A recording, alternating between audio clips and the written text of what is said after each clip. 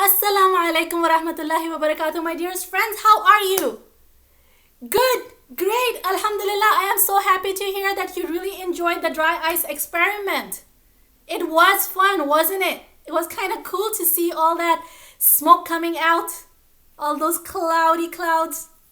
Yes, it was a lot of fun for me, and I hope you had fun touching the bubbles with the soap. Excellent.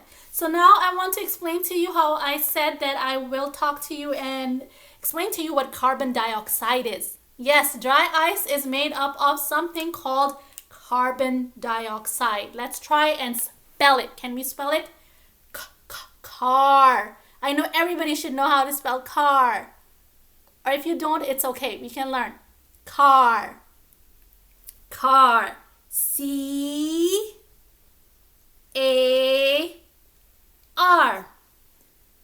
Car. Bun. B-O-N. Bun. Carbon. Die. B-I. Ox. Ox. That's right, like the animal. Ox. O-X. I'd. I'd. Very good. Another I, another D, and E. C, A, R, B, O, N, D, I, O, X, I, D, E. Carbon dioxide. Very good. Now, carbon dioxide is a kind of gas. What did Auntie Madiha say? Gas. G-A-S. Gas. That's right. You heard right. Finally, Auntie Madiha is going to talk about gas. Right, because Auntie Madiha did a video about the 3 states of matter. Let's bring this closer. She did a video on the 3 states of matter with solid, liquids, and she said gas, but she said she will talk about gas later. And guess what? It's today we're talking about gas. And solids and liquids, remember we did the experiment where I had frozen some ice in a container. I had put some water in a container and put it in the freezer, and some water in another container, and that did not go in the freezer. So that was our blue liquid, and then we had the blue ice, right? Remember that? And our ice took the shape of the container it was in, because when it was a liquid, because liquids take the shape of the container they are in. But once the ice was frozen solid, did it take another shape if I put it into another container? No. So liquids you can put into different containers and they take the shape of the container they are in. For example, I have this liquid. I can transfer it and pour it into this container. And this container is the same shape as this one. So it still stays the same shape as this one. But if I was to take liquid and put it into my dropper, now the liquid took the shape of my dropper, right? So liquids, these are liquids. I have different colored liquids. Liquids can be different colors, right? So I have all these fun liquids. I have yellow, red, and I've mixed yellow and red and made orange, right? And this one here particularly, I don't know if you can see bubbles in it. This one has bubbles. What do you think those bubbles are? Yes, there's still remnants of some dry ice on the bottom, and these bubbles are gas. Exactly. These bubbles are gas, and that is what dry ice did. When we put it in the water, it got heated up. Yes, so the temperature inside was heating up, because remember I said the dry ice was very, very cold. It was below 110 degrees below freezing temperature, right? So when we put in the water was a little more warmer for it. It was much more hotter for it. So when you put it, it released all the gas.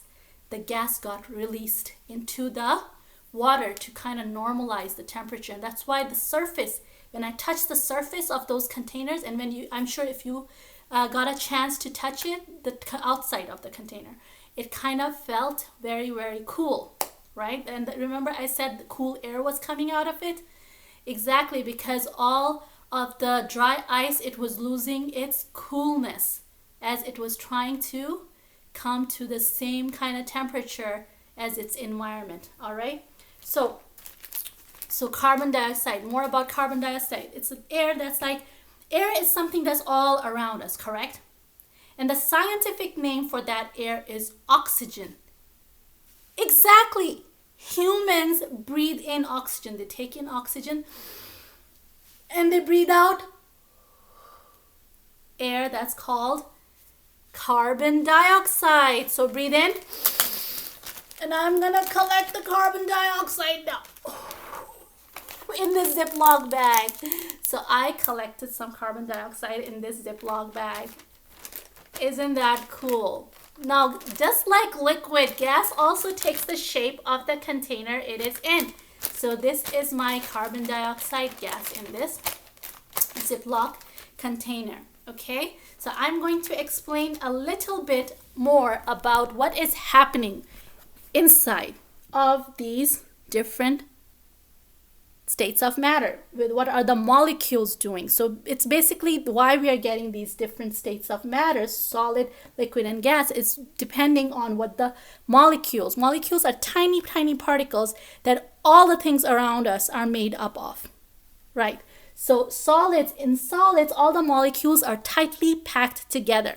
Think of it like when there's ice is really cold, and when you feel really cold, what do? You go huddle together with your mommy or your daddy to get warm, right? So these are all the molecules huddling together, and they're closely tight together. And what happens in the liquid is, imagine it like a sun. The sun is shining, some sort of heat source, but the sun is shining bright on this ice. What will this ice start doing? This ice will start melting, right? Or anywhere it is in a temperature that's not at freezing, this ice will start melting and make this puddle, right? And this puddle would be liquid. Think of it like when you are closely huddled together with your mommy and daddy, and maybe somebody turns on the heat, you're gonna be like, okay, maybe I don't want to be this close now, right? So you start spacing out because you want to air out. You want to get some cooler air coming to you so you could be comfortable. So that's what the liquid is doing here. All the molecules are going farther apart. And in gas, same thing. Gas is the molecules spread even more farther apart, right? And this kind of turns into our next topic of conversation about the water cycle. Exactly. That's kind of what happens in a water cycle. If you know, great. If you don't know, make sure you watch my next video. And if you do know, you can also review how heat turns water into vapor. And vapor is a gas that rises through the air. So first heat comes down on the water, turns the water into air. And air is a gas that rises up. Very good. So I hope that made sense, right?